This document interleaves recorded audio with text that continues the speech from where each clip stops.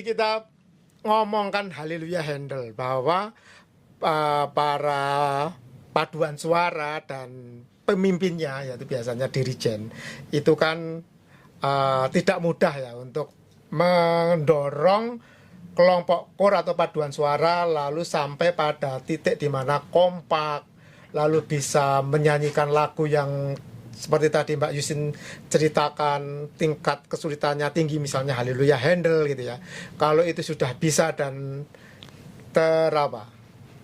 dinyanyikan dengan baik ya, sempurna katakanlah gitu sampai menggetarkan seluruh gereja.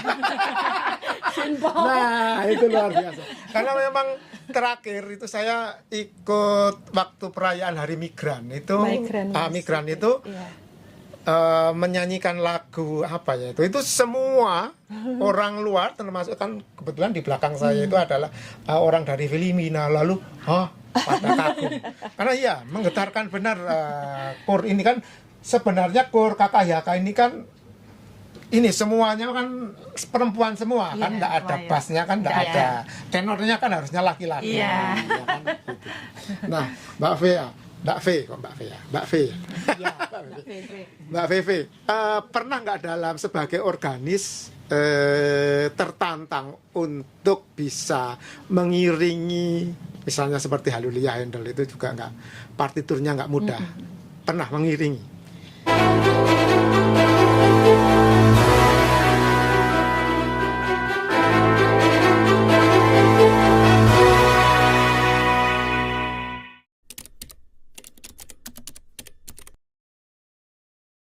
kalau Haleluya Handel selama ini belum pernah gitu. Tapi pernah saya ngiringi Transiamus. Transiamus itu kan juga sama sopran nanti pindah ke alto, pindah ke tenor gitu kan untuk iringannya gitu. Itu pernah waktu di Indonesia pernah. Tapi kalau di sini untuk hari-hari besar biasanya kalau hari besar saya ikut kor. Gitu. Untuk organisnya diserahkan untuk yang lainnya gitu. Ya paling cuman itu sama kemarin 2 minggu yang lalu Pak baru guyu gitu. ada ordinarium yang saya belum familiar sama sekali. Saya baru dikasih teks seminggu yang lalu terus hanya coba cari di YouTube nggak ada, bener-bener nggak ada lagunya Pak. Minggu langsung latihan, puji Tuhan jadi. Luar biasa. Gimana latihannya? Hanya di sini? Hanya atau sudah di rumah majikan ada organ? Ada piano tapi saya nggak bisa pakai karena kan saya nggak sendiri di rumah gitu, jadi nggak bisa pakai. Jadi hanya minggu itu saya jam 10 pagi saya datang, saya di ruangan ini, saya latihan 1 jam, langsung saya latihan bareng sama pihak kor, sama anggota kor, langsung coba latihan lagi. Puji Tuhan, sukses. Tadinya ragu Pak. Aduh ki nek semisal enggak jadi piye gitu. Tantangan hari itu. Itu sih tantangannya karena emang belum familiar sama sekali. Gitu. Apakah dulu memang Mbak V itu latihan atau berlatih organis itu sejak di Indonesia? Iya. Latihan sendiri, kursus atau gimana? Dulu itu ada Romo, mungkin jenengan tahu Romo Atas. Atas Mas Yudi. Itu kan bisa musik. Itu dulu kan sempet ada di paroki kami. Itu yang bimbing, yang ngajar. Dia buka kursus di situ. Buka kursus, terus kami belajar gitu. Terus baru menjadi pemusik dari situ Pak. Gitu. Oke, nah terima kasih Mbak V. Nah sekarang saya bertanya ke Bu Yuli. Kalau tadi saya bertanya sesuatu pengalaman dari Mbak Justin, kapan lagu apa yang pernah menantang sekali sebagai dirigen gitu ya, untuk dinyanyikan supaya kor ini bisa. Pertanyaan saya tidak menantang atau kesulitannya, tetapi Mbak Yuli punya pengalaman lagu apa yang menyentuh sebagai dirigen? lagu apa itu, dan itu kalau menyentuh itu kan sebagai diri kan langsung tergetar gitu ya, tergerak itu. Apa? Makasih Pak. Sebelumnya kalau di paroki itu kan beda sekali ya Pak ya. Di komunitas kita ini lagunya sangat beragam dan saya baru di sini nih harus latihan lagu timur yang waduh luar biasa susah bagi saya. Semuanya saya bilang susah. Gitu. Jadi dari senior jadi Mbak Justin itu aduh ordinarium kok Flores kok kayak gini itu semua lagu-lagu saya pikir di sini susah karena kita yang di Indo ini kan biasa lagu di paroki yang dari puji syukur semua Pak. Terus kalau waktu saya di SMA itu kan ya lagu dari susteran begitu ya. Kayak nol banget di sini. Jadi ya oh begini ya. Iya karena kita ini kan komunitas. Jadi lagu itu dari semua daerah diambil dari Mbak Justin kan. Semuanya harus bisa. Kita harus kolaborasi, inkulturasi. Ini misa ini komunitas kita ini karena banyak suku ya kan, beragam suku. Jadi nggak hanya dari Jawa, dari Sunda, dari Timur, dari Batak kan gitu. Tapi ya menjadi tantangan tersendiri Pak untuk kami yang ini ya. Dari yang timur harus belajar Jawa, dari yang Jawa harus belajar timur begitu. Nah pengalaman saya waktu saya cuti kemarin Mbak Justin waktu mau pesta nama itu kayak menghadirkan yang waktu Natal, misa Natal. Ambillah dan terimalah lagu persembahan. Nah itu kebetulan gini saya random ya Pak, kadang-kadang iseng gitu lihat di YouTube dengerin kok nyambung gitu loh. Terus Mbak Justin bilang gini, coba Mbak Yuli dirijen ini ambillah dan terimalah ini lagunya bagus. Saya lihat tagnya ini kayak ini ya. Oh saya coba Mbak, oh ini saya sering dengar gitu. Jadi terbawa Pak, terbawa apa yang saya dengar itu menjadi ungkapan hati kayak gitu. Jadi ya puji Tuhan Mbak ya, waktu misa Natal kemarin juga ya dengan semua dukungan dari penyanyinya bagus-bagus. Jadi semua itu kayak tertumpah gitu loh. Itu saya merasakan di situ, oh lagu ini lagu bagus sekali. Jadi itu juga menjadi ungkapan hati, ungkapan doa, kesatuan dari penyanyi, musik, juga dirijen kayak gitu. Jadi kayak wah, gimana tuh lagunya? Coba. Dan terimalah seluruh kemerdekaan. Aku agak lupa Pak, maaf. Danku dan kehendakku dan seluruh kelengahan. Oh, ini sebenarnya Ignatius ya, ambillah ya Tuhan dan terimalah. Jadi kayak mewakili hati. Ya. Makanya kok langsung saya merinding. Bapak kemarin misa Natal kemana ya? Mungkin cuti ya Pak. Saya nggak di sini. Iya. Oke. Jadi kan lagu ini dari Ignatius Loyola kan, Santo itu. Jadi Santo Ignatius. maksudnya syairnya ya, dari sumbernya dari kalimat-kalimat yang dari Santo Ignatius Loyola dan diaransemennya sama Onggo Lugito. Jadi memang dia punya genre lagu itu macam-macam begitu. Lebih ke khidmat ya, agung, great gitu kan, agung, khidmat, dan nanti apalagi lagu itu akan lebih indah jika memang kita dengan pemusiknya kita mau digarap bagaimana improve-nya tanpa melenceng dari tadi yang pakem itu, dan juga teknik vokal juga. Teknik Iya, vokal. karena kita menyanyi harus ada ada fase di mana itu harus keras, harus lembut, harus sedang, harus power, andante lah itu yang di istilah lagu, ada kan terus firmusnya yang kita cepat. Iya. Jadi di situ ya dari kita sendiri koordinator ini yang harus paham dulu ini lagu mau dibuat bagaimana, dan setelahnya baru kita maksudnya kita harus punya jaminan penuh, istilahnya gini, dengan lagu ini kita sudah tahu semua. Baru sebelum ke eksekusi ke lapangan, ke anak-anak, ke teman-teman kor, ya itu kita harus belajar dulu teknik.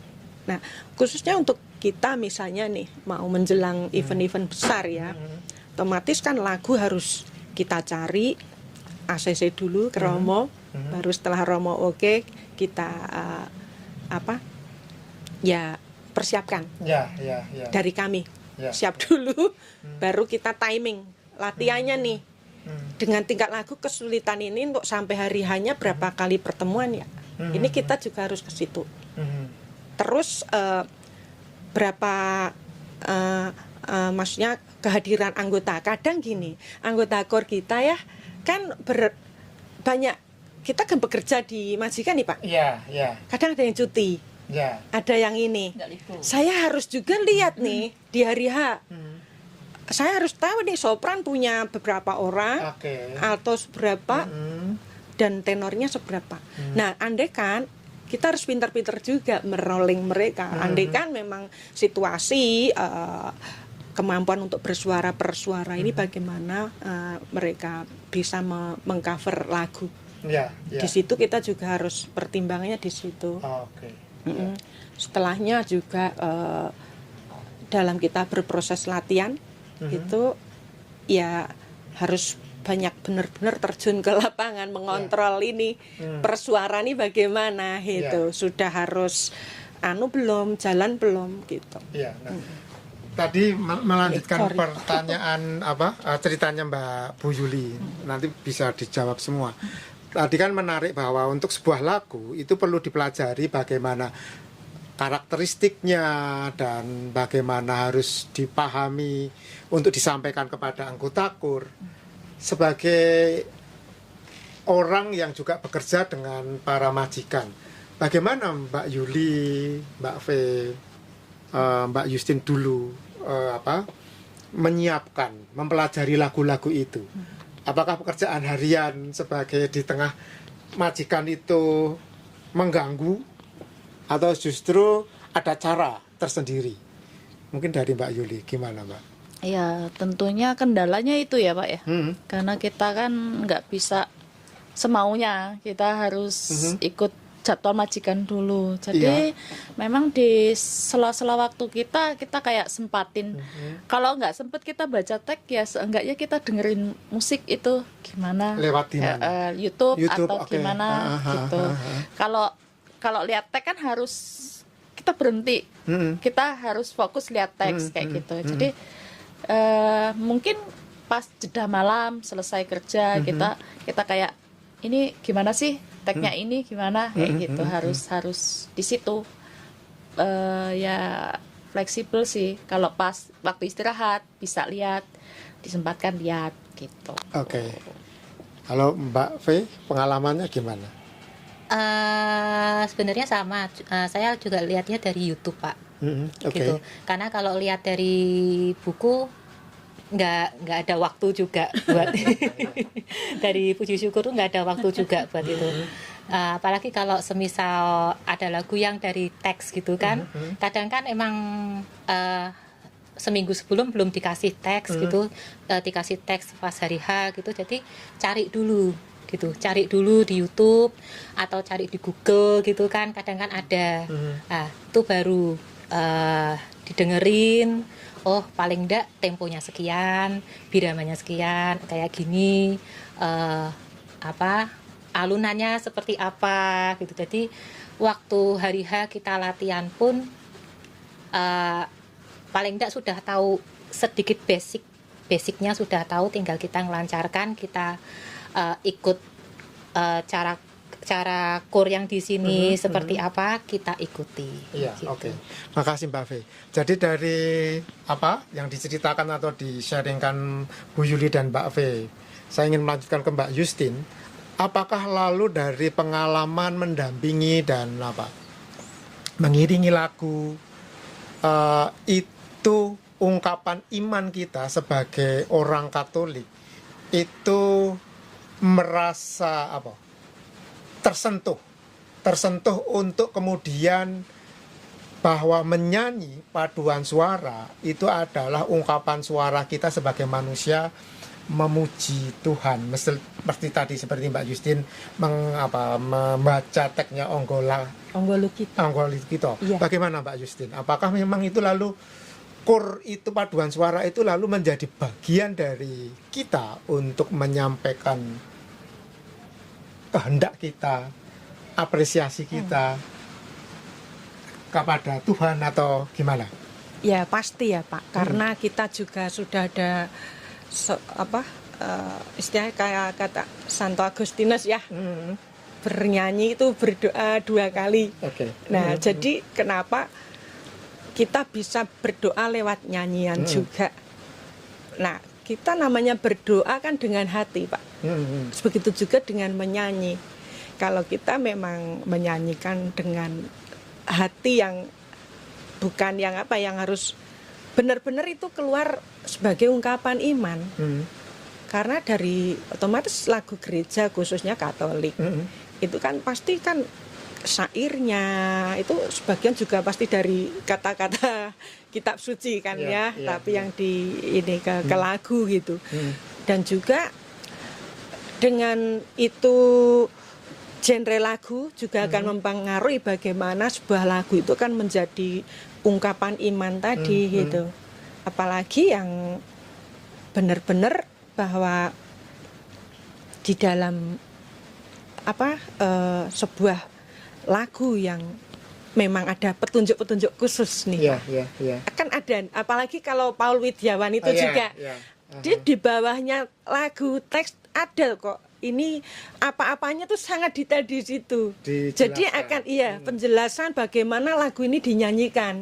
Di crescendo, agressendonya itu. Itu sangat memotivasi bagi kita yang sebagai seorang penanggung jawab mengolah lagu. Istilahnya ya kita mau ngomong sedikit ya, seorang koordinator kor ini kalau di bidang kuliner itu chef. Kenapa saya bilang chef? Kita pengolah lagu. Bagaimana bisa menyajikan lagu itu seindah mungkin. Kalau orang chef ya seenak mungkin, gitu kan ya. Ayolah. Terus dan caranya ya harus, karena kita kan bersinergi nih, koordinator kor, pemusik dan juga anggota. Lah, saya jujur, yang paling susah ini mengelola anggota. Ya, ini sangat susah buat saya. Tapi di samping mungkin ya kami yang sudah sekian lama misalnya udah terbiasa tahu karakter mereka, kapasitas mereka seberapa. Itu ya kita tinggal Mbak ini di sini ya, itu ngaturnya enak. Dan mereka ya akan manut gitu. Iya. Nah, jadi kita tinggal istilahnya bersinergi, baru nanti setelah ini mereka jadi ke pemusik. Karena kita kan selama latihan tuh akapela. Belum ada musik dulu karena harus tahu nih lagu dulu.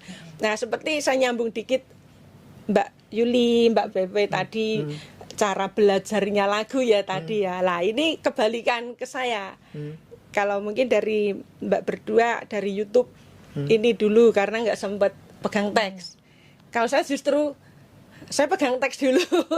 Saya pelajari notnya manual dengan saya. Nah, baru setelah ini saya cari di YouTube udah sama belum ya?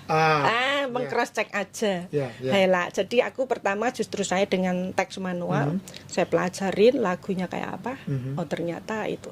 Karena kadang YouTube banyak versi. Mereka sudah improve dengan masing-masing ini juga gitu.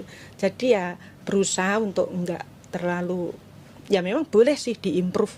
Tapi ya itu tadi jangan sampai melanggar terlalu jauh dengan yang ini. Karena YouTube kan yaitu saya bilang banyak versi, banyak improve. Kadang ya mereka mau bagaimana. Kami pernah menyanyikan dari lagu Eric Stephen. Yang tadi kita persembahan juga nyanyi itu Eric Stephen. Dulu juga pernah diupload di YouTube KKIHK. Tapi puji Tuhan, dia proud sekali dan komen di YouTube KKIHK kalau Mbak El masih ingat. Itu karena beliau sangat senang dinyanyikan di luar negeri katakan.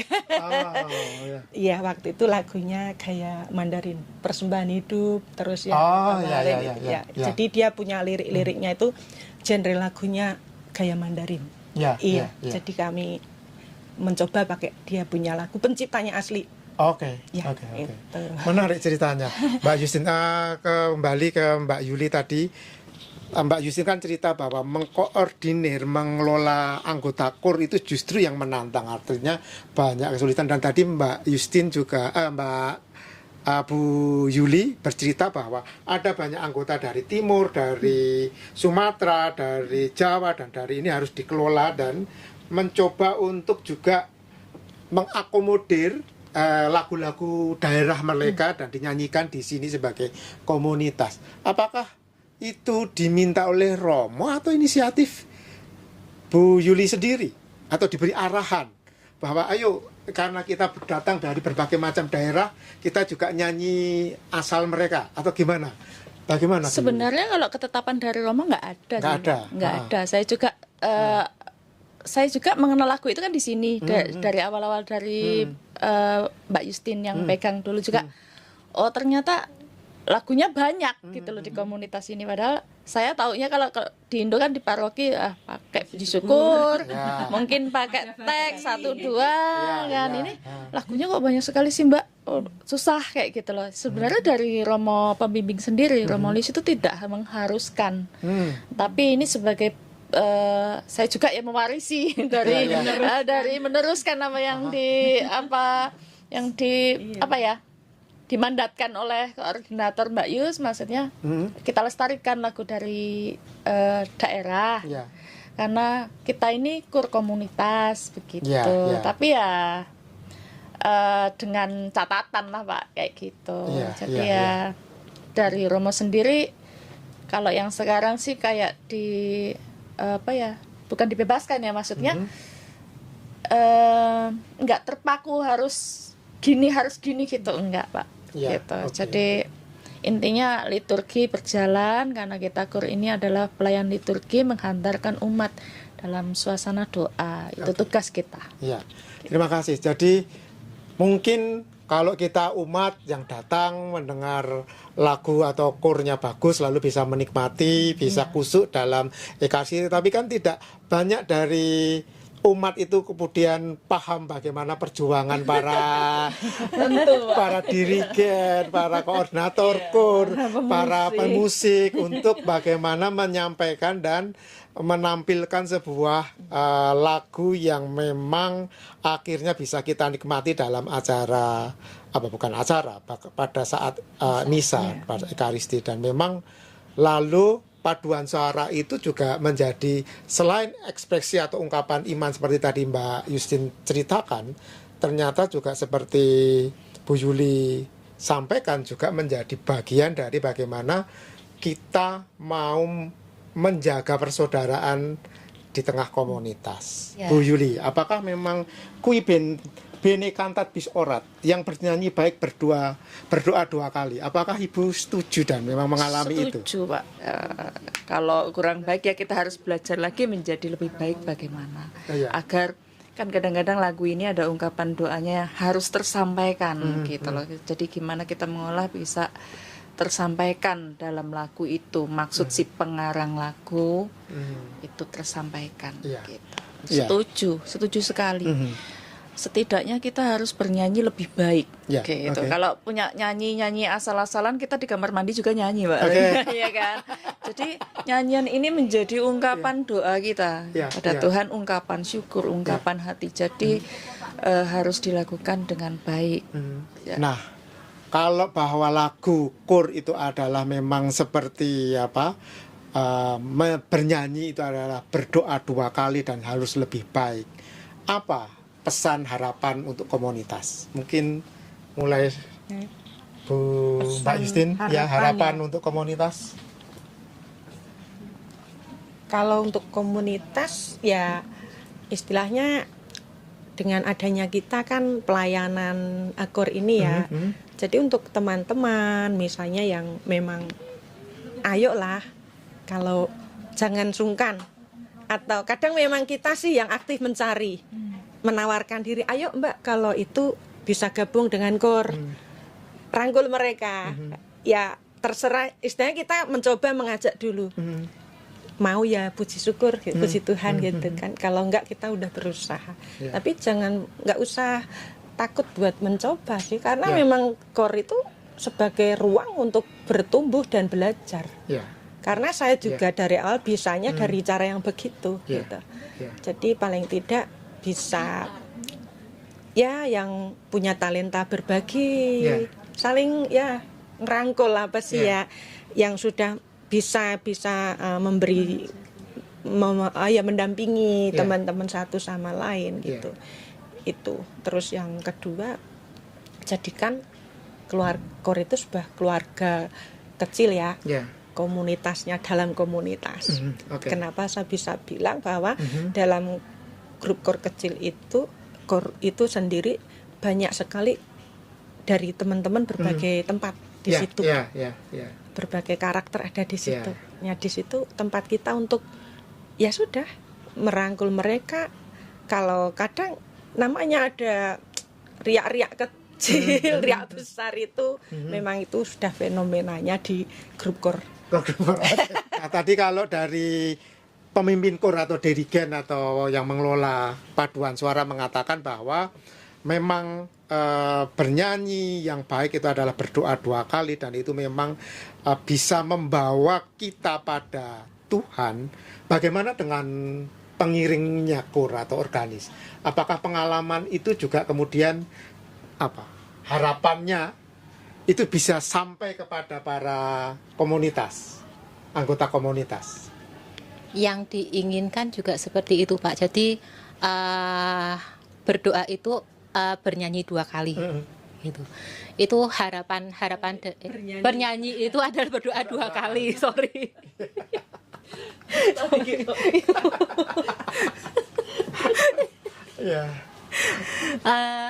Itu harapan kami sebagai pemusik juga itu juga bisa menuju ke umat, bisa menuju ke semuanya gitu. Untuk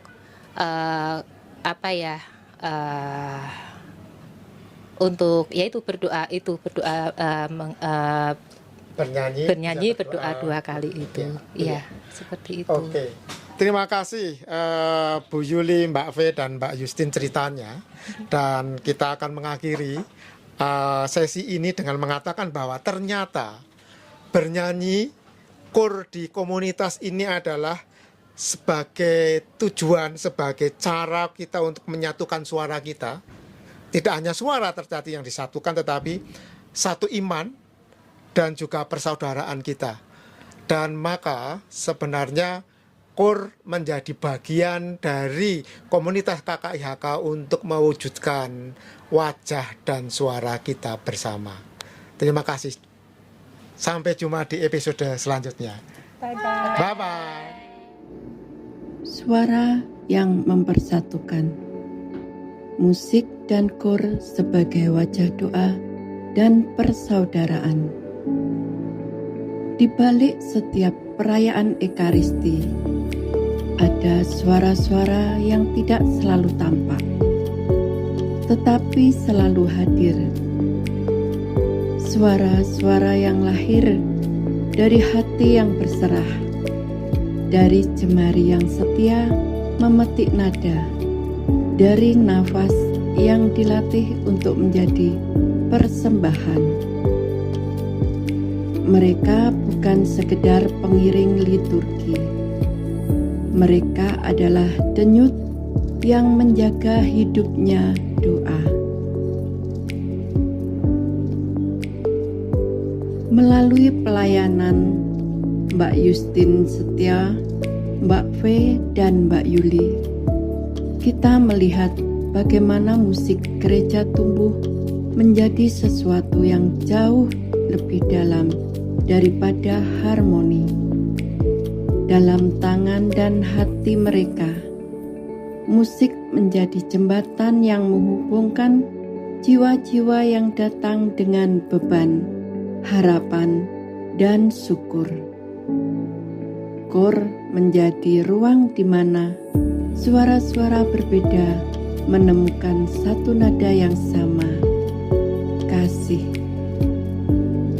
Dari latihan sederhana di dalam gereja selesai misa, dan juga kadang di hall yang penuh tawa dan kelelahan, hingga persiapan besar menjelang Natal dan Paskah, juga pesta nama yang menuntut kesungguhan.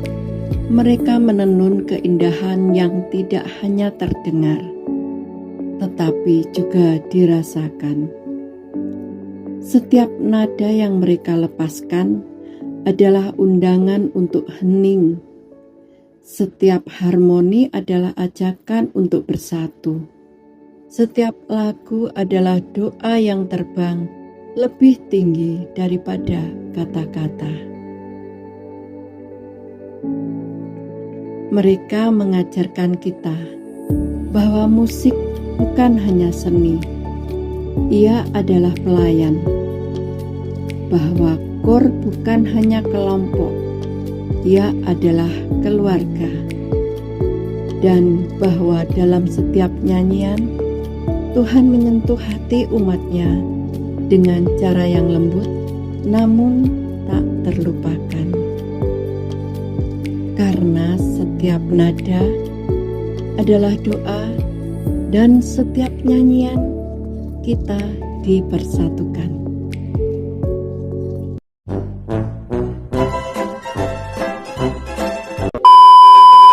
Udah, oke, good. Aduh, saya sampurasun saya. Ampun rampung. Jumpa. Saya menang Mbak Yus.